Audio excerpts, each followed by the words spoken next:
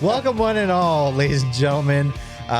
This is episode 20 of the Crooke and Candle Podcast. It's actually been quite some time since we shifted the schedule to be bi-weekly.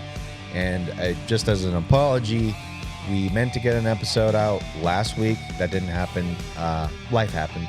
Yeah, we've had some stuff going on. We have had some shit going on. And, this is not our day job yet. But yeah, it's just we have some things going on. But we're getting back on the horse, and we're going to do this much more regularly. And we're going to get back on that wagon and make more episodes. In fact, we got other things we want to do. I'm going to make a clips channel for the podcast, so that way if you want to digest it in a small format, you can do that. Little bite size. Make it much easier for people to watch the podcast, just to get the specific topics we talk about and all that kind of stuff. But that's all neither here nor there. But anyways, how was your week? The week was good. Yeah. It was exciting. Yeah. I had my birthday. Oh, yeah, you did.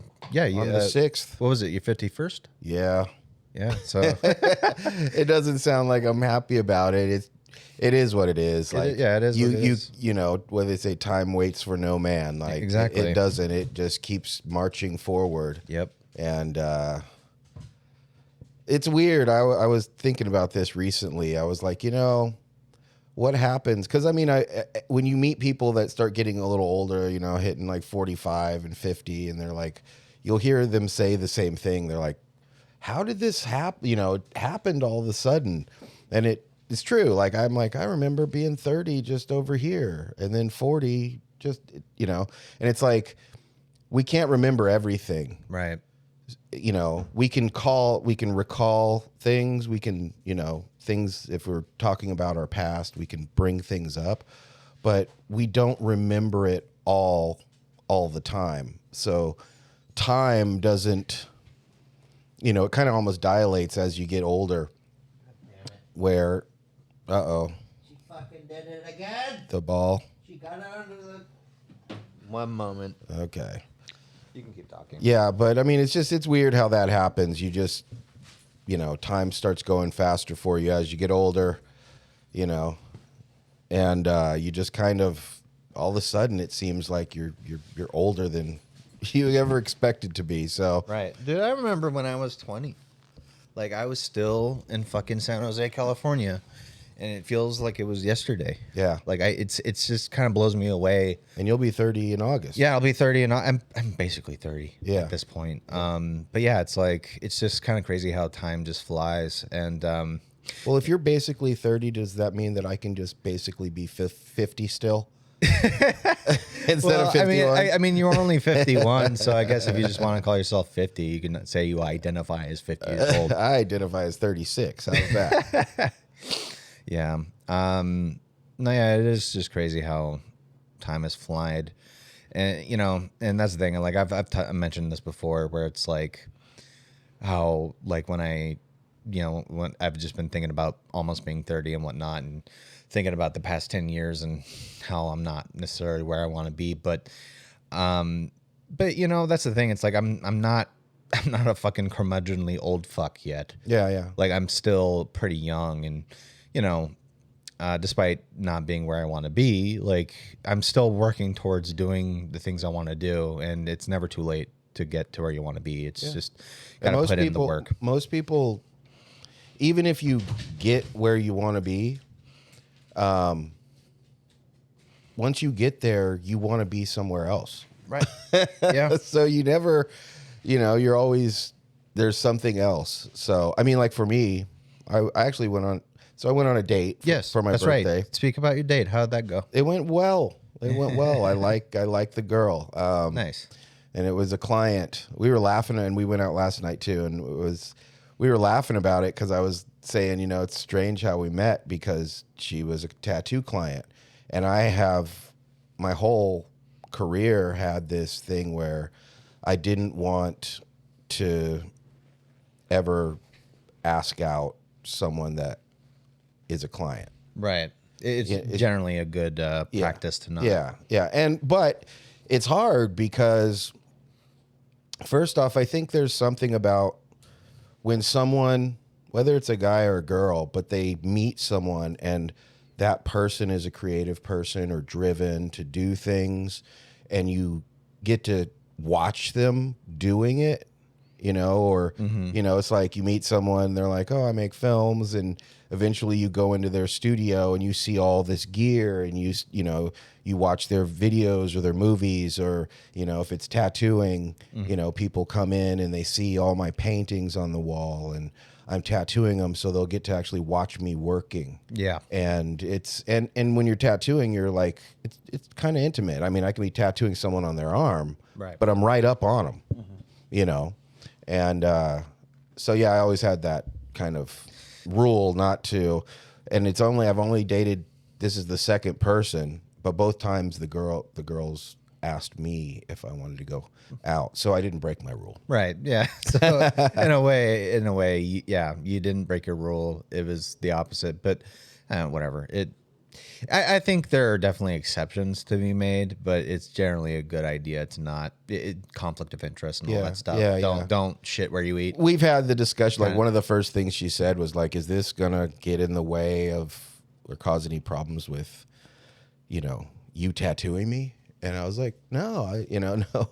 One, again, I'm older. I learned a lot from different relationships.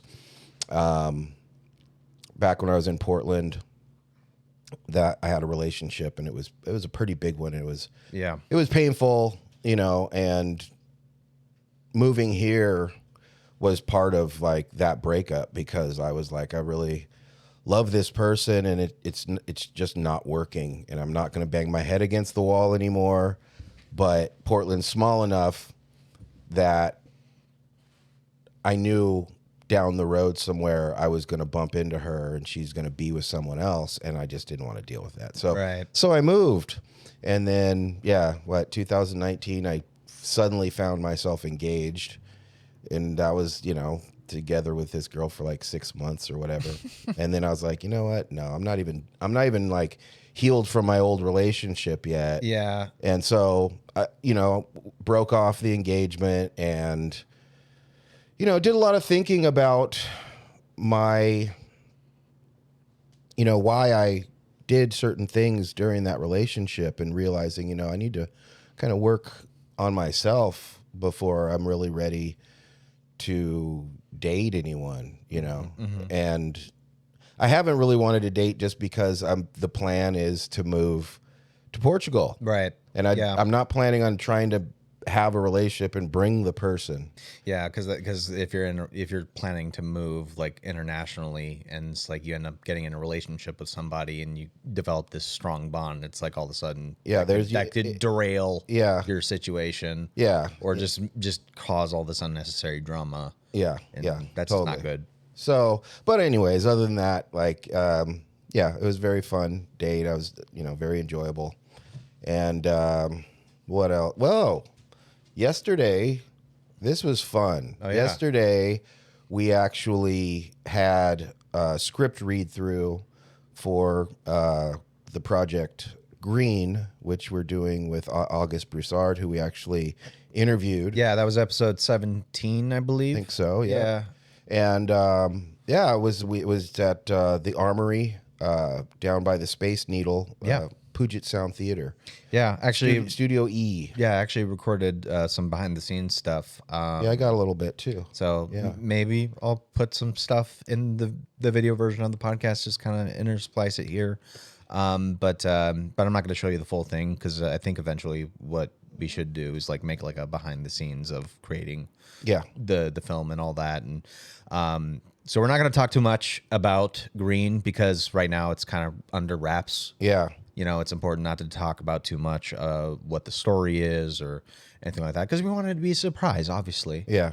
And, things can change. And the last thing we want is to unveil a cartoon version of something that might become something different. Yeah. I mean, we were having people sign NDAs. NDAs. Yeah. Contracts. It's really, I'm proud to be part of it. Yeah. I really am. And I'm proud to be, working with a bunch of, passionate, talented, creative people. Yeah, it's actually pumped me up too, because like when when the read started to happen and August was going through the script, and he started playing like music that was being developed for the for. Now here's the thing you have to understand too, like when it comes to like because you guys may be thinking like a script read is like this theatrical thing that's over the top. No, it's not. It was not that overblown. It was very simple. Yeah, it was just everyone like in chairs. Yeah, it was like musical chairs in a big circle. and the talent that was supposed to read their lines read their lines. Except I think there was one actor that was supposed to be there that Wasn't able to be there. Yeah. Wasn't able to be there.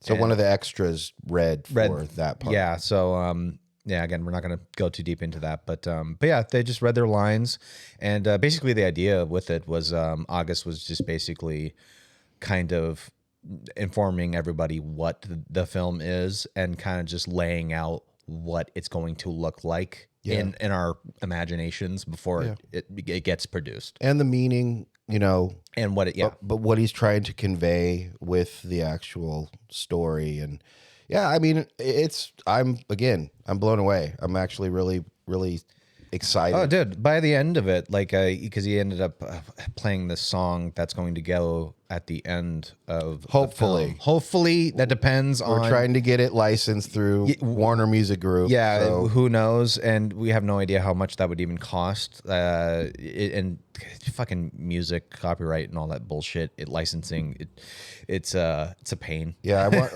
I'm willing to put up some money to make it happen, but if it's a big amount. Yeah, if it's way too much, it's like we don't have a budget for like because it's a short film, for fuck's sake. Yeah. And there's like it's a zero budget. No one's getting paid, but as the producer, and I that was part of it when August we talked about it. I know, like, well, as the producer, I'm bringing camera equipment, lighting, sound, expensive equipment stuff. And on top of it, having to, because producing this, and this is small scale. Yeah, this is easy in comparison. And even if we're recording it in 4K, it's an hour of us talking and no big edits really. And no, it's very simple. It's very simple. So. Yeah, if anything, the editing for this podcast is more of a tedious thing than anything. But even then, it's simple enough.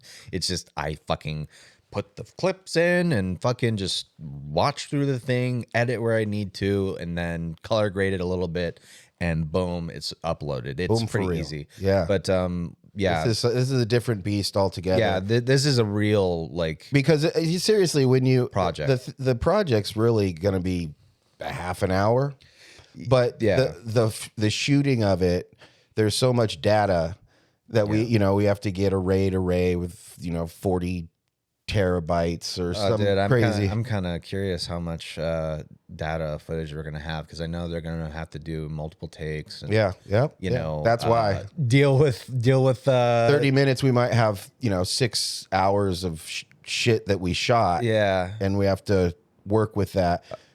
Because like, for example, a scene is, you might have a camera pointing this direction and it kind of picks me up a little bit and they run through the scene because we're using one camera. Yeah. Which even big films, a lot of times certain scenes are just using one camera and then they'll run through that part, that scene. And then they move the camera to another angle and they have to run through the scene again. Yeah, so do it twice. Yeah, and that's do it twice, at least twice, Yeah, at least. There might be, you do it and then the director's like, no, I want you to blah, blah, blah. And you do it again. So you might do one shot 5-6 times and then, okay, we got it. Oh, dude, remember when we did and then move it on our 3rd Gen media page? We did that one video. What was it? Big Boss. Big Boss, yeah. And in fact, I'll put a annotate, just like put a clip of it in here.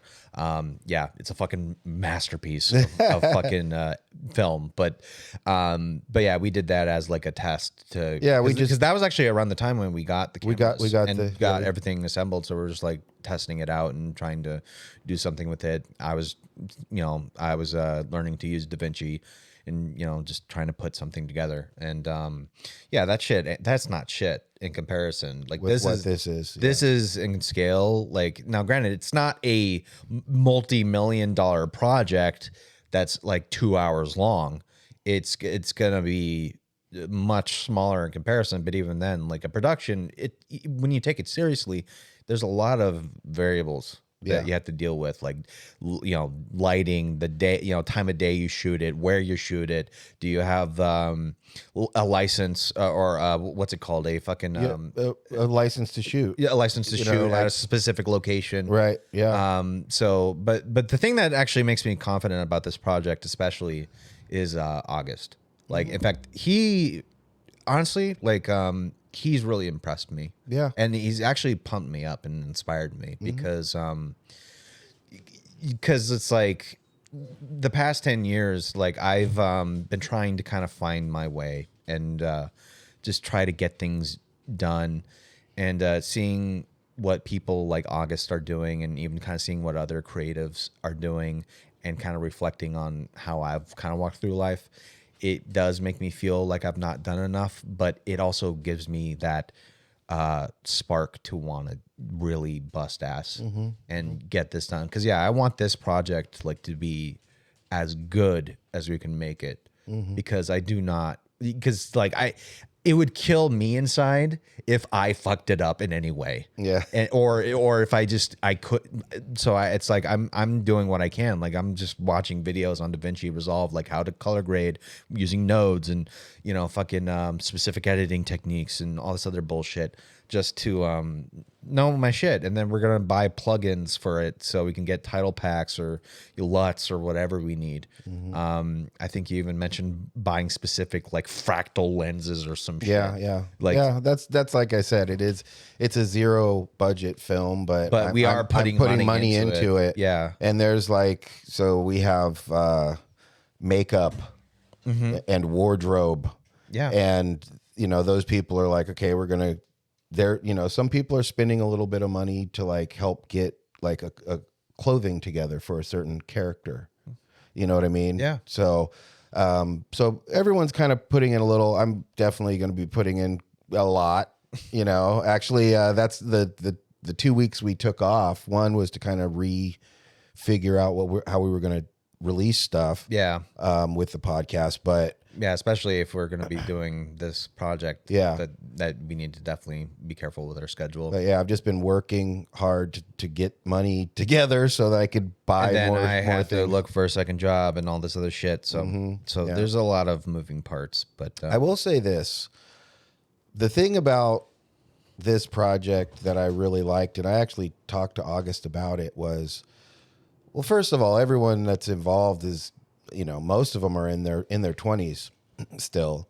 And the script itself reminded me of S.E. Hinton, the writer who he wrote The Outsiders, Rumblefish, and that was then and This Is Now. And they were, young coming of age books, and you're dealing with, having a friendship and then the friend time's going on and all of a sudden you're not as close to that person, or, someone gets a girlfriend and they drop out of, you don't see them anymore and things change. And the script reminded me of that, where it's like, because I will say it, it definitely deals with, kind of grief and loss and growing up. And, I had my own experience with that, with my father, who had multiple sclerosis, and watching him over the years deteriorating till he died in 2007. But August has had some deaths and illness with people that were very, very close to him, and it affected him, and he wanted to write about it, and he really pulled out all the stops. So. And the great thing is that, unfortunately, we're not going to be able to put the film in because it's going to wrap early June, and then editing might take a few months, couple months, doing everything we have to do. I don't know how long that's going to take, but like right now, Seattle International Film Festival is doing its thing, and we obviously can't apply for that. Yeah. But next year we're looking to 2023. We're gonna release it and hopefully get it in some film festivals for people to see, and who knows what'll come of it. Right. I well, I mean, that's the thing. It's like the hope is that something bigger comes along. Yeah. And because that's the thing. That would be really cool. And here's the thing. I never would have imagined making a film. I just never thought that would be something I would do. But I'm also not against it necessarily. Because at the end of the day, it's like my goal as a person is to live a creatively fulfilled life. And, this is just a part of that. And who knows, that might not be forever. Like, maybe I'm not going to be a film editor my whole life, but I do want to be fulfilled as a creative individual. And if I can make money doing that, absolutely, I will do that. I'll do whatever I have to do as long as it gets me towards that. And that's why I'm stoked for this. Yeah. So, well, too, a lot of times if you do a short film or whatever, zero budget, the cast and crew bringing what they can to the table, and you put something out that's good, that can lead to someone going, hey, I want to be an executive producer on your next thing, and can invest some money. Yeah. So there is an actual budget this time. And so things, you take baby steps in as a creative, actually, like with my 51st birthday, I was talking about this last night, and I said, I mean, I'm not totally exactly where I want to be. I have goals that I'm still shooting for, but when I look at my life, I'm like, yeah, I feel good. I'm happy with who I am, and what I've done, what I've been doing, and projects that I'm working on. It feels awesome. Actually, when we were at the beginning of the little read through, I kind of did gave a little talk, kind of. Yeah. And I said, there's nothing that makes me happier than completing a project and saying I did that. Yeah. You could point and be like, it just the feeling of fulfillment it's worth its weight in gold, man. And it's not just that. It's also like being able to leave a mark in some way. To leave a record of your existence.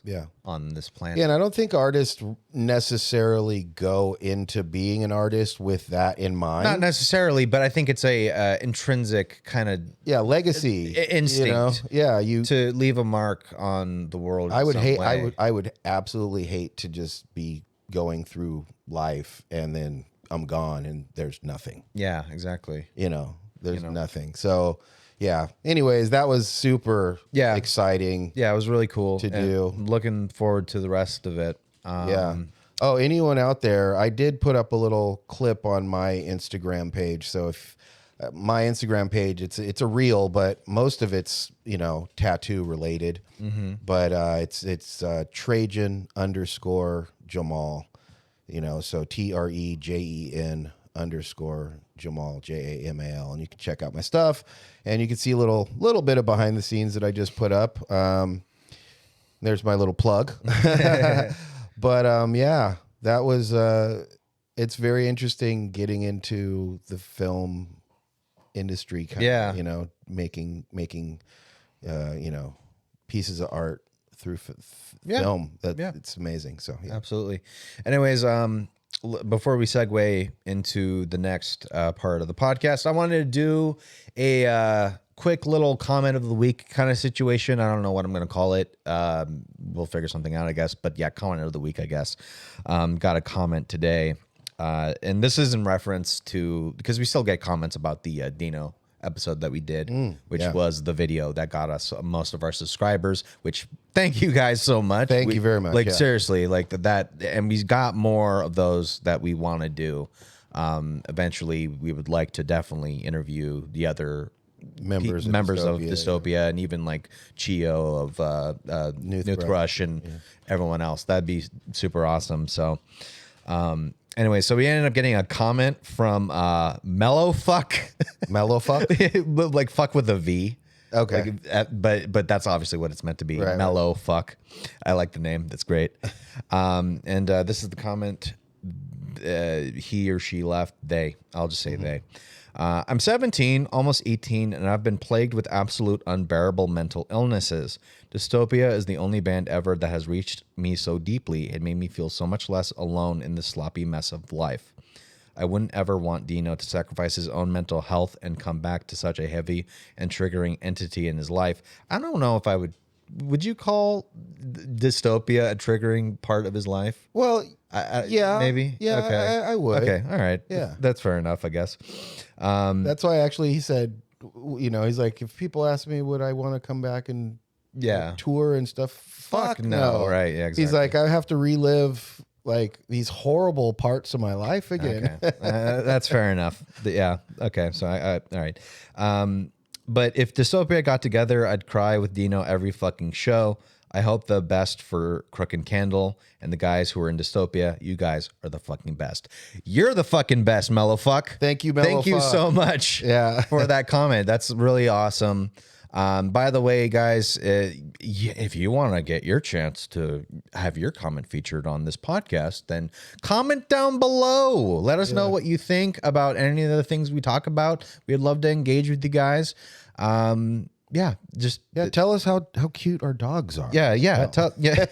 Or how annoying Collie is for wanting to throw the balls underneath the couch while we're doing a podcast. Exactly. Yeah.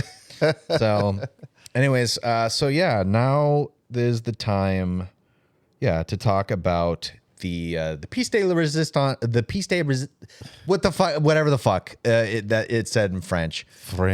I don't know how to say. I don't know how to speak French. Resistance. Something like that. Yeah. The slap heard around the world. Oh, the Chris Rock, the infamous Will Smith, Smith, Chris Rock smack. Now we're a little late on this, but honestly, I kind of wanted to wait a little bit to see what unfolded, because the moment I saw it, I'm like, oh fuck, I can't wait to see what happens. Yeah, because there's consequences are coming. Now the funny part is about that whole situation is immediately people started saying it was fake, and I kind of understood why, because it's so over the top. Yeah. And because it's the Oscars, and here's the thing, and even people have made these arguments where it's the Oscars, where the Academy apparently have done skits like that before. Yeah. Which, is not surprising. They're filled with actors, and a little bit of theater is kind of to be expected. But at the same time, it's like that's not the majority of the show. Most of it is, if it's staged, you probably would know. But there's been so many people that were back and forth about it, and just debating whether it was real, whether it's fake. But before we go on, I kind of just want to replay the infamous moment for the podcast, just to see it. Oh, the joke and all that. Yeah. Both nominated. Now, if she loses, he can't win. So everyone's having a good time. He's praying that Will Smith wins. Like, please, Lord. Jada, I love you. G.I. Jane 2, can't wait to see it. All right? And that was it. That was the joke. And people laughed. Yeah. And Okay, so I'm going to pause that for a quick second, because there's probably some Zoomers watching this who don't know what the fuck G.I. Jane is. It is a film that stars Demi Moore. Yep. As a SEAL, I think, a Navy SEAL or some shit. She had her head shaved. Meow. Now, for those who don't know, Jada Pinkett Smith has alopecia. Which is not a disability. It's not a chronic illness. And I'm going to address that because I was seeing certain comments on Twitter. Fucking stupid. Stupidest shit I've ever seen in my life. But she's not dying. She doesn't have cancer. Right. She's not going through chemotherapy. Right. Her hair was falling out of her head. Yeah. But the joke was not in reference to her disorder. Right. It was in reference to her bald head. Right. So keep that in mind. Now let's play the rest of the clip. Oh, whoops. I went a little too far. Oh. There we go. Okay. That was a nice one. Okay. I'm out here. Richard. Oh, wow. Wow. Hit him. Will Smith just smacked the shit out of me. So it does seem like it's kind of. Name out your fucking mouth. Wow, dude. Yes. It was a G.I. Jane jump. Keep my wife's name out your fucking mouth. I'm going to, okay? Okay, stop it. Okay. Well, actually, let's. That was He's, greatest night in the history of television. he's speechless. Yeah, he's speechless. Okay, so that's that's and then he's the like, dude, it infamous- was a joke. Yeah, it was a joke. So that was the infamous slap. And when that happened, I like just the amount of conversation, because there were so many people that were trying to like claim that this whole thing was staged. And here's the thing. I went back and forth on this for a while, because on one hand, I saw why people were saying it. And the main reason was the Oscars has been declining in viewership for years. And that is true. No one cares. Really cares about the Oscars anymore. Yeah, it used to be a thing. When I was growing up, people would sit in front of their TVs and watch the Oscars. Yeah, but now we live in the internet age where we don't really care about that anymore. It's just kind of passe. No one cares about the actor's circle jerk, and all that shit. No one gives a fuck. So the conspiracy that people or the idea that people were coming up with was that the Academy Awards tapped Will Smith and Chris Rock to make this shitty joke that most people would not understand other than these old people in the audience. Yeah. To boost ratings. Okay. I could concede some sort of idea, an alternate universe where that is true. Because in a way, it did work. It got people to talk about Everyone's talking about it. Everyone's talking about it. However, where it starts to fall apart is when the aftermath started to happen. Well, I knew the first part when he slapped him. That did seem like it was almost planned, right? But when he got back to his seat and is yelling and cussing, no, that was legit. That's when I'm like, that was legit. That's in fact, real. I'm going to rewind for a little bit. So to kind of answer the whole, this whole thing is staged thing, because the slap looks super fake. I was even seeing like MMA fighters like Dan Hardy like saying, "Oh, dude, that was totally a Hollywood slap," or some shit like an acting slap. I can hear the slap. No, it was a slap, but so I'm gonna have a different take, that because a lot of people have been making these takes that it's either fake or it's real. I'm going to posit this take, and I haven't seen anyone say this.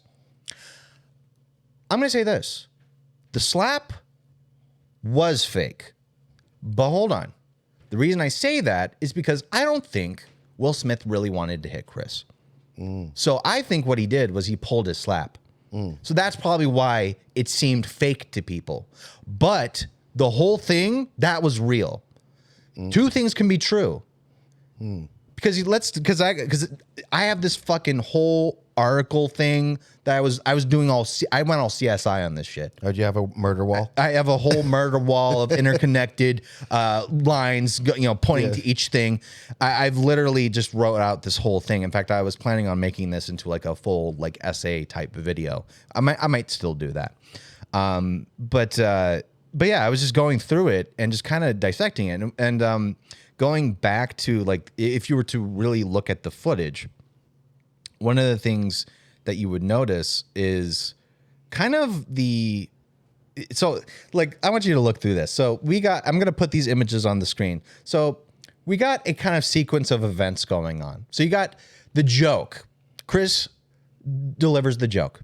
Will laughs. In fact, there's a Everyone screen. This image right here that I'm showing him is the first image is him laughing. What do you notice also in that thumbnail?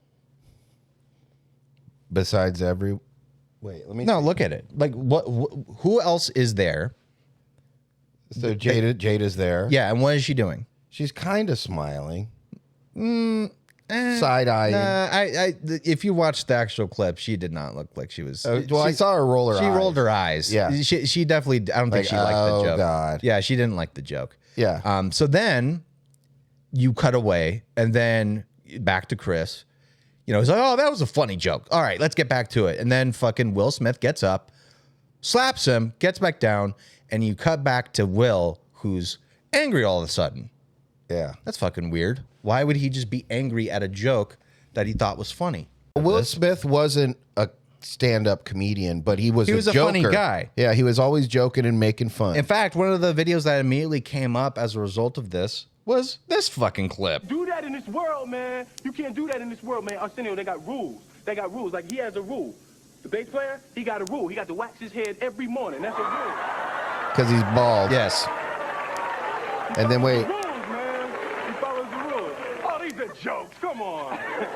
Where did we fucking hear that? Yeah, that's Will Smith joking about a guy's bald head. Yeah, it almost sounds like something Chris Rock did. Yeah. Yep. Crazy. It's almost like he actually thought that was a funny joke, and the only reason he did that was because of Jada. Yeah. Or something. Yeah, they definitely I talked to you about this before. I was like, it was a couple years ago. I was in Portland still. And I was going through relationship drama. And on my Instagram, I actually followed him for a little bit because he would give these real positive quotes. And one time he said, you know, I asked my wife, what's the one thing that you learned in this relationship? And she said that you can't make me happy. I have to make myself happy. Right. Right. And, you know, I'm like, that makes sense. And I turned when I talked to my girlfriend, I'm like, yeah, you know, Will Smith said, it makes total sense. You're always like, I'm not happy. Well, I can't make you happy. Right. You have to find that within yourself. So, so I watched a couple of these little clips, you know, like, they're kind of like self-help clips almost. But then I think probably around, you know, I maybe watched one, two, three, and then 4, 5, 6. And I remember because I stopped following him because I was like, it almost seems like he's coping with something. Right. You know? And that's why, well, first of all, there's the infamous red table talk. Oh, we'll get to that in a second. Yeah. So a lot of the discussion, because after the slap and people discussing, oh, it's real, oh, it's fake, you know, immediately I like when I saw that, I'm like, okay, what would cause Will to do that? So I was really analyzing the videos like it was a fucking Zapruder film, like back and to the left, you know, I fucking was like really thinking about it. I'm like, oh yeah, that's right. There was the whole situation with him and his wife, Jada, who talked about the entanglements and shit. In fact, I got a clip. The relationship she had with another man. I'm not going to play the whole thing, but I'm just to kind of give you guys some extra context, just so you guys know. Actually, I think I passed it. So here's like a quick little edit You've of been the on a hell of a red journey table. with me. Yeah. You know, there's people's feelings involved. Right. Right. You know, it's healing that needs to happen.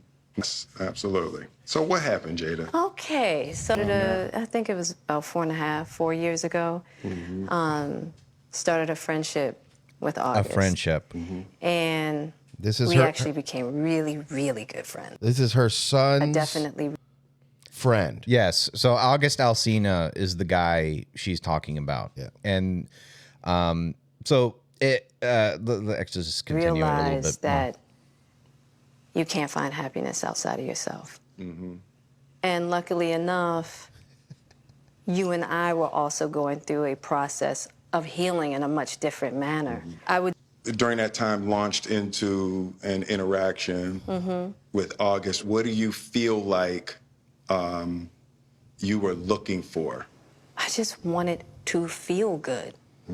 It had been so long since I felt good. Not from my But husband. now I got to be with you at the press conference while you. So that's kind of, yeah, like that's just like a quick little clip of it. Hey, I'll tell you this. First off, anyone that gets married, whether you're a celebrity or not, and most people at a certain point, they figure this out as they're having maybe different relationships, that there's the honeymoon phase. There's the phase where you really like each other. You're really attracted to each other. You're going out. You're having fun all the time. Eventually, you get married. You have kids. You have life. Yes. Your relationship changes. It is no longer we're always going out and having fun and, you know, going there because you got kids and bills to pay and this and that. So it changes. Yeah. So, okay, she hadn't had fun, which I call bullshit because these people have a lot of money and they can go have fun very easily. Yeah. Whenever they want. Yeah. She's talking about, now this is, and I don't want any women listening, don't get mad at me, but men and women are different. And I know that most men will say what they mean, you know, and a lot of times with women, they kind of speak in code. Okay. I was not happy. Okay. Which you would assume she's been bored and hasn't done anything that's made her happy, but she's not talking about going to the beach or going to Italy and having a good time and being happy. She's talking about having another relationship with another man that's not Will Smith. Yeah. In fact, in that Red Table talk that they had, which was fucking removed, by the way. Gee, I wonder why. It was funny. There's a part, and I'm going to insert this in here in the podcast, just as a quick edit so you can see it. But there's a part where Jada Pinkett Smith is describing the relationship with August, and she calls it an entanglement. I'm in an entanglement. And literally there was a point where fucking Will Smith himself was like, come on, call it what it is. It's not an entanglement. It's a relationship. Yeah. And yeah, that's essentially what it is. In fact, there was another part of that really stuck out to me, was that they basically said for a period of time, they actually split up, quote unquote. Gee, I wonder why. It couldn't be because she's fucking other men.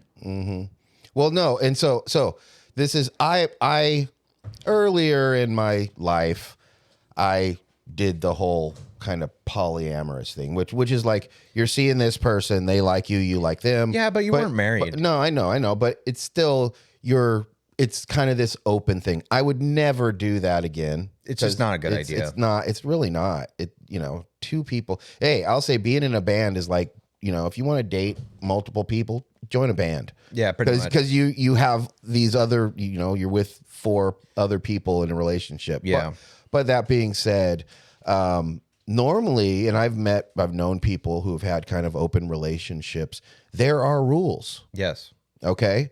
So some people are like, hey, if you meet someone that you like and you want to hang out, you have to come and discuss it with me first. You can't, bone down any of my friends, or you can't like, Will, you're not allowed to meet one of our daughter's girlfriends and start humping her. That's definitely, I would know that that's against the rules. So the thing is because apparently Will had said that, Jada never wanted a traditional relationship. She wanted a kind of open relationship. Well, and he signed up for it. Yeah, and the funny part about this whole thing, too, that I noticed when I was doing my research for this was that whenever it came down to the topic of her and relationships with other guys, Will was never the guy who was talking about it. It was her. And that says a lot. It really does. Well, what says a lot too to me is just when you watch the Red Table. Yeah, talk, dude, she's fine. Look at Will's face. He is during that situation. He has been hurt so deeply Oh, dude, by you that. see it You on can his see face. It's undeniable. There's so many parts. In fact, just that clip I played, there's so many parts where they cut to him. Yeah. And it's just like, in fact, His eyes are wet. There's a funny meme that came out of that, which is this. It's like a clip from the red table of his face where he just looks like he's in pain, and then there's a tweet with low opacity over it that's from Will Smith that just says pain. Yeah, yeah. Because it's like, yeah, But she's totally fine. She does not and give a fuck. she's able to talk about it, but totally not really take too much of responsibility. yeah. And here's the thing, For how too. he felt. This goes both ways too, because like, well, He did sign up for he it. signed up for it purely and simply, but it clearly bothers him. That's the thing. Like, in fact, just again doing my research for this, it's just like I kept on digging and digging, and I would definitely just find that Jada Smith is just this horrible person because for example, before we even started the podcast, like I actually ended up like finding this clip of it was from the Red Table podcast that she does, where she was with Willow Smith, Jada, I think her mom, and then Will. And Will's describing him throwing this. In fact, I'll try and see. I want to say I embedded it. Oh, it's her 40th birthday. Yeah, it was about her 40th birthday, and he's like planning to throw this this fucking party for her, and he does. And basically, by the end of it, she busts his balls and says like, "Oh, this is a ridiculous display of your own ego." Like, in fact, listen to this shit. Her 40th birthday was going to be my thing. It was going to be a splash. It was going to be a splash. Mary J. Definitely was a Blige. splash. Mary J. Blige performed. I debuted the film, all of that. It was going to be the thing that lifted her out of this midlife crisis, and it was going to be my deepest, most beautiful proclamation of love, and we did it. And I had found tapes of Jada's grandmother, and her grandmother had recorded these voice messages over the last like 8 months of her life. Wow. And it was tapes that Jada had never heard. Wow. So Jada had to sit there and listen. I understand thoroughly now. At the time I didn't. But she's listening to these never before heard tapes of one of the dearest people she's ever known in her life, in front of all of these people. So she's holding it together, she's getting it together. Then I have Mary J. Blige performing. The whole time I'm like, the little boy that wants mommy to say everything was wonderful, right? And she's having a really difficult emotional time. And then when we got back to the room, it was me, you, and mommy, and we were talking about the next day, and there were things planned for the next day, and she said, I'm not sure I want to do anything the next day. I just wanted to have intimate Just time. intimate time. And I was like, well, I'll cancel tomorrow. She was like, it's my birthday. Yeah. Right? And she's told me that the party was the most ridiculous display of my ego. Woo. Holy shit. Yeah, Do you fucking believe that shit? yeah. Well, you know what? I'm not there, but Yeah, I'm not there either. So from the outside looking in and knowing people and relationships and stuff like that, even all the way up to the slap. He's a man. He's the man in the relationship. yes. But she's running shit. Yeah, clearly. She's got the power. Yeah, clearly He does not want her yeah, to leave. She has him under her finger. And then I would even say this. Absolutely. So for past so many years, I know a lot of people have been hearing the term toxic masculinity. Sure. Okay. Now, I always hate that because it implies that men are just toxic by virtue of being men. Right. But in my lifetime, when I've seen, and even there might be some ladies out there who, because I'll hear this from ladies, oh, my dad, he would never express his feelings and da-da-da-da-da. And so there was this toxic side of him. He'd lash out sometimes and blow up sometimes. And I'm like, okay, well, you're not considering the fact that he just wasn't doing that just because he wasn't talking about his feelings. What was happening was he was going through stuff. He was having to deal with stuff, being embarrassed, feeling emasculated, having fights over nothing, whatever it is, and then trouble at work and all this stuff. And then you're having to deal with stuff at home, and then you blow up. Yeah. And so what I think, this is my viewpoint on it, is from the Red Table talk and the August-ish, the entanglement and all that. And then after the Red Table talk, she went on, social media again to kind of talk about their sex life and just talk about all this stuff that's should be personal. It should be none of anyone's business. Fucking business. But she's doing it. Yet she's fucking. That's the thing that bothers me about this. Because, in fact, Stephen A. Smith, who's a sports commentator for SportsCenter, I think, or ESPN, fucking, because he talked about it, and in fact, I'll probably put it in a little clip because it was actually, I agree with him 100%, where he was talking about he's like, dude, if my wife or anyone in my life ever was to talk about shit that was going on in my life publicly when it's no one else's fucking business, they'd be gone super fast. Yeah. And I totally get it. Because the thing is, this is the problem too with the social media age. Yeah. Is that it's kind of incentivized people to make everything public everywhere, every waking moment. Like, this is what I did at lunch today. This is what I ate. This is, me and my wife had a big fight last night. Yeah, exactly. Everything is for everyone. Public for everyone to see. And it's like, nobody takes a step fucking back for a quick hot second to go, maybe I shouldn't be putting this shit out there. Yeah. Because it's not good for my health. Well, see, that's definitely, again, the social media aspect of it, because and actually a clip came out where she's filming him, and he looks kind of defeated right there, and she's talking about their therapist is coming, blah, blah, blah. Oh, yeah. And did you learn a lot of stuff from him? And he's like, listen. Esther Perel is coming to the table. She's going to be at the Red Table. Listen to this shit. Would you say she has been instrumental in you and I redefining our relationship? I would say don't just start filming me without asking me. Oh my goodness. If you could film me. Esther, come help us again, please. I'm still dealing with foolishness. I'm still dealing with foolishness. What? Would you say that she helped us heal the hurts that we caused between one another? My social media presence is my bread and butter, okay? So you can't just use me for social media and not, don't just start rolling. Yeah, so that says a lot. He's an actor and a celebrity who his social media presence is important to him. Yeah. So that was the thing, the Red Table talk, and then she put out on social media talking about their personal sex life and stuff like that.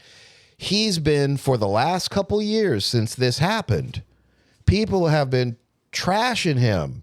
Like, what are you doing? Talking. He's been the butt of jokes around his wife's behavior and putting stuff out there. Right. That's what I think is like when Will Smith got up, everything that you've shown me from her, even though all she did was roll her eyes, I think he felt in that instant that if he didn't do something, he was going to go home and she was going to sit there and nag at him and, you didn't do anything. And so he jumped up. And again, this is live on television, the Oscars. Okay. And he gets up there and assaults Chris Rock, who's a comedian. Yeah. And then starts cussing about my wife's name out your mouth. My wife's name out your fucking mouth. Exactly. And that is a perfect example of what I would call toxic masculinity. But what it is he's had for years now this bubbling probably rage that he's been disrespected. Well, just that clip. Yeah. Like that clip I just showed you. And if you are you going to put that one up? Because if you see that, when you see a man that's... I'm going to show all the clips. He looks exhausted. He looks just sick of this shit. Yeah, like he's been getting beat up. He's tired of it. Yeah. And it's like, even like, because I didn't play the rest of the clip, but like by the end of it, it's like, even Jada, it's like, I'm just thinking like, what the fuck is wrong with you? Yeah. Like, clearly you're doing shit that is not making him happy. Why are you doing it? Divorce would solve a lot of these problems. Yes, it would. Absolutely. Actually, right when this happened, I said, I think it was like 2 days later, I was like, you know what? Because he made himself look really bad. Well, here's the funny part about this whole thing. I was saying I'm kind of make a prediction that their marriage might fall apart. Yeah, it might implode. And it's very possible. In fact, a lot of shit has happened since this whole thing. For example, Will Smith just recently ended up finally being banned from the Academy for 10 years. 10 years. Now, at first, he resigned, quote unquote. Tried to get in front of it. Yeah, to get in front of it. But then they said like, oh, we need to ban him. But here's the thing: all this shit, because even there's also been news about how all his other projects like Bad Boys 4 and fucking that's being put on hold. His Netflix show or whatever the fuck it is his Netflix film, Fast and Loose or some shit, like were put on the back burner as a result of this whole thing. But let's be honest, this is all performative bullshit. Like, because here's the thing: like when this all first started, like there were some celebrities that showed disgust, like Jim Carrey. Like fucking based. I agree with him 100%. As well as some other comedians came out and was like, dude, this is bullshit. That sets a terrible precedent for not only comedy but freedom of speech. Because because initially the fucking Academy did nothing. They just posted a tweet. In fact, I'm gonna read the tweet verbatim because I have it here. And this was the tweet they fucking wrote. It was hilarious. The Academy, and this was on March 27th when it fucking happened. The Academy does not condone violence of any form. Tonight, we're delighted to celebrate our 94th Academy Award winners who deserve this moment of recognition. Like, talk about tone depth. Yeah.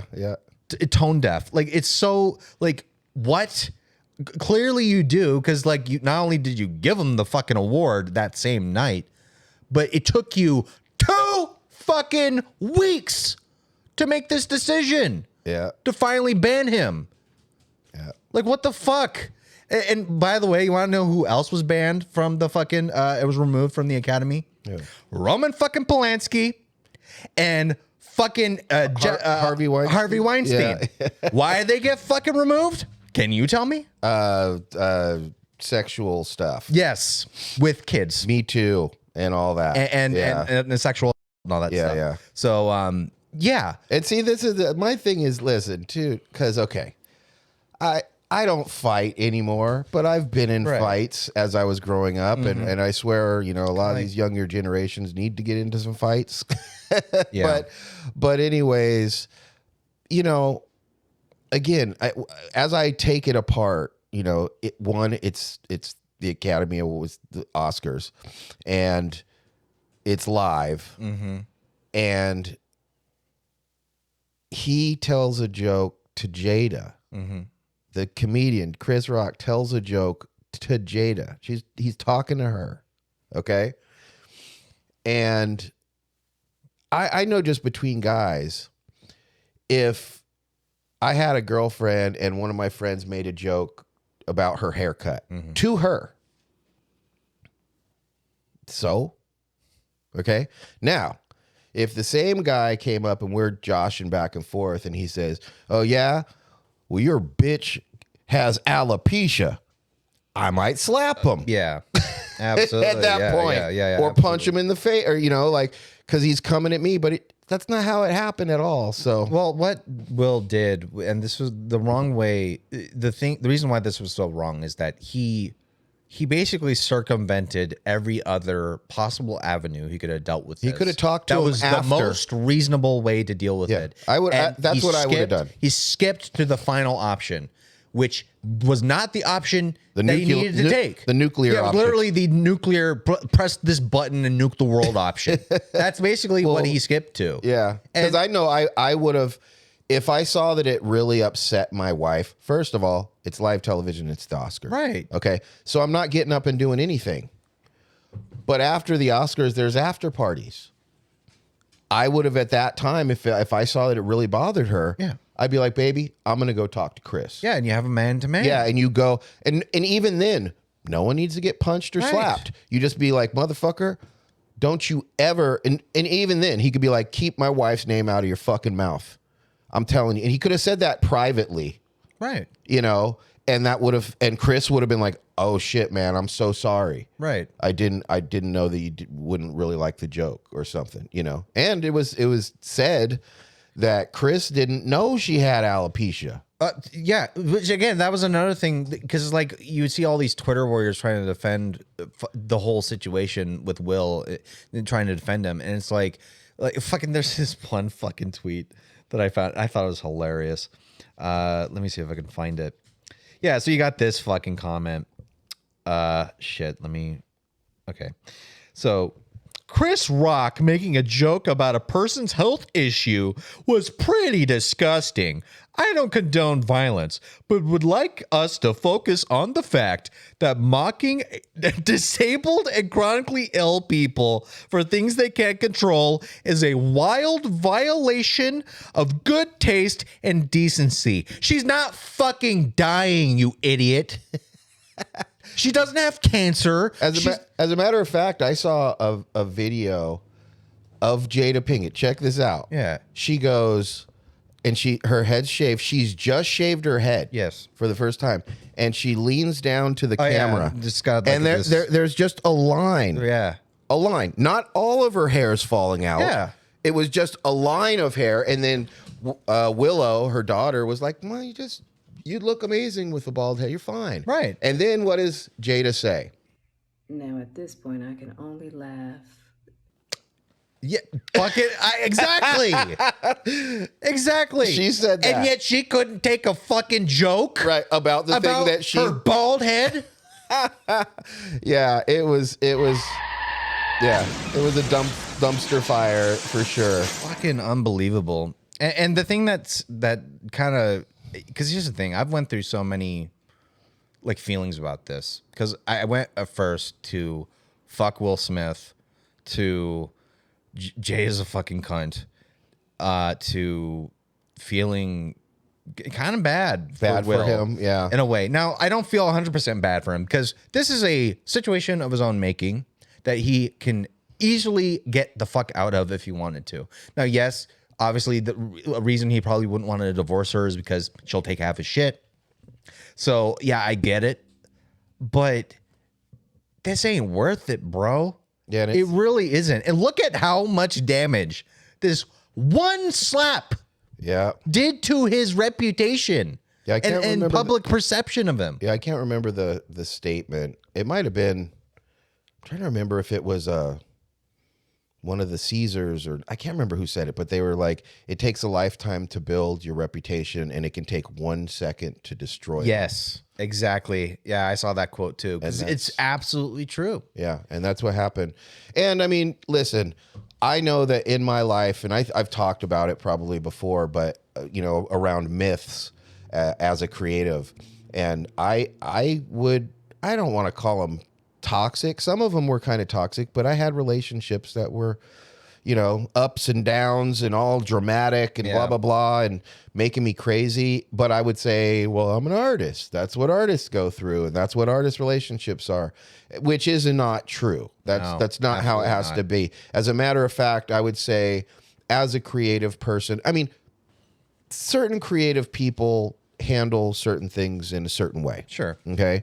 For example, certain people, life's getting hard, their girlfriend's causing drama, or they break up, or they get caught cheating or something like that. And one person will throw themselves into their work. Okay. Another person will roll up into a ball on their bed and not want to get out of bed. Yeah. Okay. So people handle things differently. But I would say now, after everything that I've been through in life, just hit my 51st, as a creative person, the thing that you want most out of your relationships are people that build you up and support you. Yeah. And hold you in a good regard. That's gonna make your experience as a creative person way better. Right. And I understand, listen, when you're with someone, you're having a relationship with someone, especially if you're intimate and you're close and stuff like that. If all of a sudden some red flags start coming up, it's not, most people don't just go, oh, there's a red flag, I'm out. Right. Normally they're like, what's going on? And so you try and make it work. And to be fair, not all red flags are necessarily a game ender. Right. Like, it doesn't have to be, because you can work through some things if you can identify them and call it out. But if there's too many of them, abort, get the fuck out. Yeah. It's not worth it. Yeah. Because I could tell you from my own personal experience, like, I can tell you right now, if I was to get in a relationship with anybody, whether it's friends, whether it's a girlfriend or anything like that, the moment I'm dealing with some fucking fuck shit bullshit, bye, done. I'm not dealing with your drama. I don't need that in my life. I don't. And, in the case of Will, it's like the obvious answer is to hit the abort button on their relationship. You've raised your kids. Yeah, they're raised your kids. They're adults children. now. Yeah, they're adults. That you get the fuck out of it. Yeah. Like, seriously, you're Will fucking Smith. Yeah, take whatever L. Find someone else. You might have to. You're not going to have to be paying. I don't even know what it would be like. I don't know either. Alimony, and because I'm like, he hasn't been necessarily, because she's Jada. Well, I don't know. What is she? She has her own money and stuff. Yeah, I'm assuming she makes. So I don't see. I mean, why, she has her own fucking podcast. Yeah. I'm so assuming. I don't see why he would have to. He hasn't just been taking care of her, and he's rich, and she didn't have any kind of a career. Or Right. anything. She's. But even if she's gonna take money, dude, peace of mind is worth more than paper. Paper pays my bills. But I also wipe my ass with paper, like it's way better to be in a space where you have peace. And I mean, personally, if you were to ask men what they want out of a relationship, most of them would be like, I want peace and not a lot of drama. I want someone to feel like they actually care about me. And, I don't think Will's been feeling, and that's the funny thing. She went and had an entanglement because she hasn't been happy for so long. And as she's saying this, you're looking at Will Smith and you're like, he is so unhappy. Yeah, and how long? Obviously, it's been going on for a while. For a long time. Because that it culminated in the slap heard around the world. I guarantee you, August Alsina is not the only entanglement. Oh no! That she's been in. Did you, I think I told you that he dropped a new song. Oh, August Alsina? Right after this happened. Yeah, and it's kind of alluding to him and Jada's. That's so embarrassing. Yeah, man. yeah. I feel bad for him. You know who the real MVP? You want to know who the real MVP of all this is? Who? Chris fucking Rock. Oh yeah, because he took that slap like a champ, and after all of this, he's sitting there with that smile on his face, going like, I don't know what the fuck happened. Dude, I saw, I don't know, I think one of his brothers' name's Tony Rock or something like that. Yeah. Okay, and he actually got up and he's like, first of all, people don't know, there's a lot of Rock brothers, and it's kind of like, there's Chris Rock, which is kind of like an Eddie Murphy. Right, yeah. And then the Rock brothers are kind of like Charlie Murphy. Okay. Yeah. They're not happy. Charlie Murphy. Yeah. They're not happy that Will Smith and I bet. I'm like, if they're like somewhere in Beverly Hills God. and the Rock brothers are around, there's gonna be some problem. Smackdown, yeah, boy. Yeah, they're not gonna play with him. Yeah, hell no. So, like I said, it was a nuclear option. Yeah. He fucking nuked his own life. Yeah, and literally, and that's the thing is too, like, because here's the thing, like, fucking Chris Rock's a small guy. Yeah, He's not tall. yeah. He's like what, 5?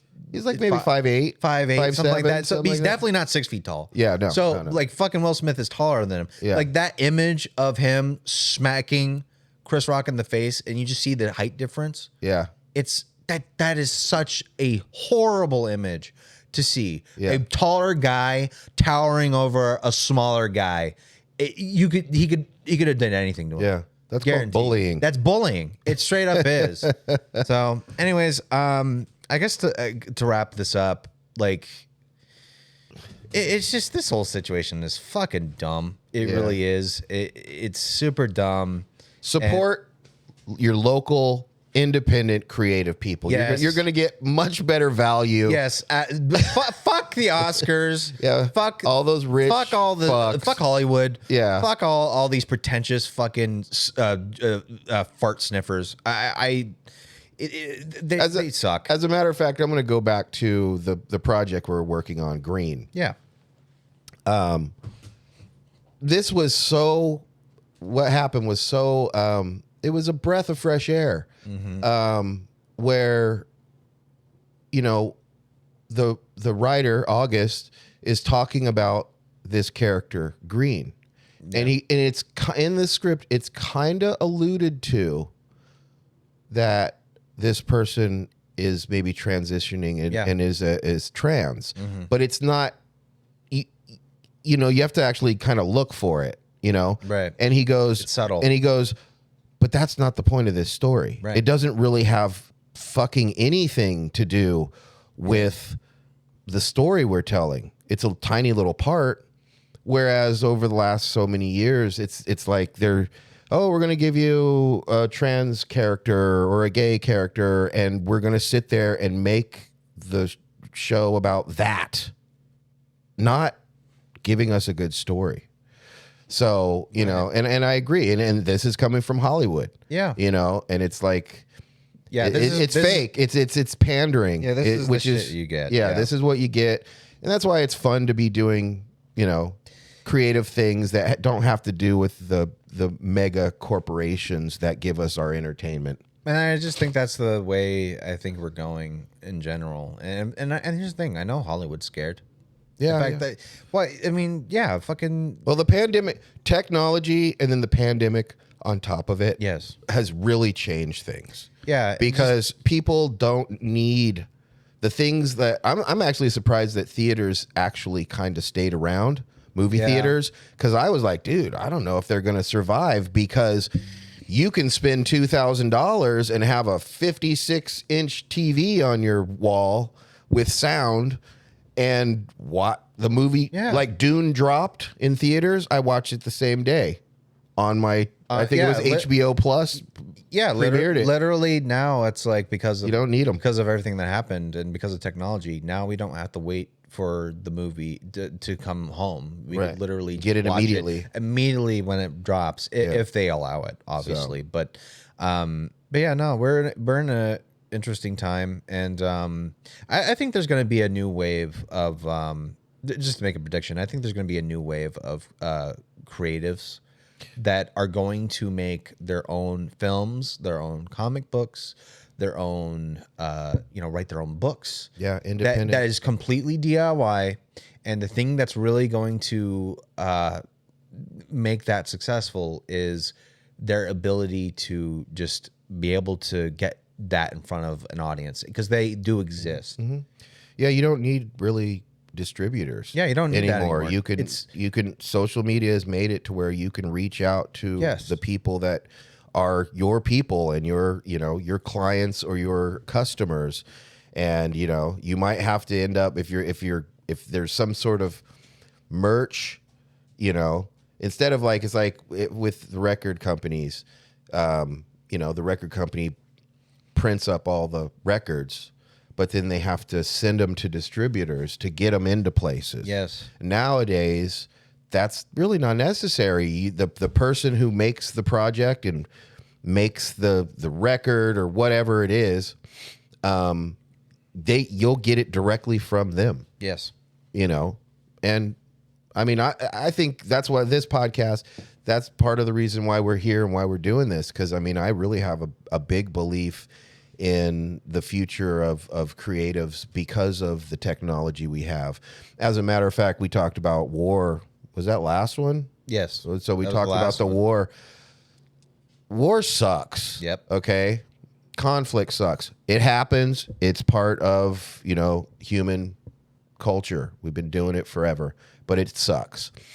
And the only thing I ever can think about that comes out of war that's good is normally some form of art, whether it's paintings or music or, because it makes the creative look at their world and whether they write a book or they paint a painting or they, do some modern dance, they use the things that they see that aren't always pretty. They see the things that are horrible and it inspires them to speak up with their art. Yep. So like you're saying, you predicting that there's going to be a wave. It's not just because Hollywood sucks or Disney think that's sucks. a part of it. It's a part of it, but part of it is just everything that's going on in the world today and the pandemic. Yeah. And people feeling super disconnected, even though we're more connected than ever. It's changing people. I'm seeing this wave, this wave of people that are just kind of just getting fed the fuck up with a lot of the shit we're seeing, especially from mainstream sources. Yeah, it's tiring. Music, a lot of the mainstream shit sucks, and they don't know what they're talking about. Yeah, fucking. I mean, almost anything that I used to like. Yeah, movies, films, comic books, everything that music, the big names. I'm so not interested anymore. So done. I'm so fucking tired of it. And it's kind of this weird thing where it's like, we're seeing a good majority of people that are kind of coming to that realization. So what do you do? Well, what you do is you fucking make your own. You make your own. You find people that are making their own. Yeah. You make your own shit and you find a place to put it and just do your best to market it around, and eventually something good will come out of it. I think. Yeah. Because that. So, anyways, I think we've been going on for quite a while. We are, and actually, this is today we discussed the slap heard around the world, and we talked about they're like, let's just because. Yes, we have advice and things to say about being a creative. Sure. Okay. But sometimes just as a creative, you're going through life and you're seeing things happening around you. Yeah. And we want to talk about stuff. Actually, we want to laugh about stuff. Yeah, exactly. And make some lighthearted, content. I could just here and there. I could tell you, I've been having a blast with this episode. For sure. Yeah. Just because I want to make this podcast not so serious all the time, and that's one of the bigger changes we're trying to make with this is to talk about. Artistic shit and being creatives and what that's like and all that, which we did in this podcast, but also, just have fun, have a little bit of fun. Cause like, I don't want to think about fucking possibly getting nuked all the time. Yeah. I don't want to think about that. Life's too short to be worrying about everything all the time. Exactly. You have to have some fun with it. Add some levity. Yeah. And that's what we want to do. So anyways, thank you guys so much for watching this episode 20 of the Crooke and Candle Podcast. Have any suggestions or anything you may want us to talk about, or you have a thought or whatever, fucking leave a comment down below in the comment section if you're watching this on YouTube. If you're, in fact, eventually what I want to do is I want to actually make a business email. Eventually, so that people could just email. So if people don't want to leave a comment, like say they're listening to it on the audio version, they could just go to an email and makes sense. Make a comment. So eventually, I want to do that. It'll probably be like crookandcandle@gmail or something like that. But you can find us pretty much everywhere. We got our all our social media stuff. We got Instagram. We've got Facebook. We do have a Twitter, but I'm kind of thinking about deactivating it because not really many people are seeing our shit there. So it's mostly Instagram and Facebook. So I'm thinking I'm going to Yeah, deactivate it eventually. Give us a follow on our social But yeah, media. follow us on our social media pages that we actually keep up to date with. In fact, I need to post something today just to let people know that we're still around and still doing stuff. And you can listen to everything on YouTube and Spotify and Apple Podcasts and Google Podcasts and everywhere you can find us. So, And with that, we are out. We're real artists having real conversations. yes. And we'll see you next week. Yeah. Have a good one, ladies and gentlemen. Peace. Peace.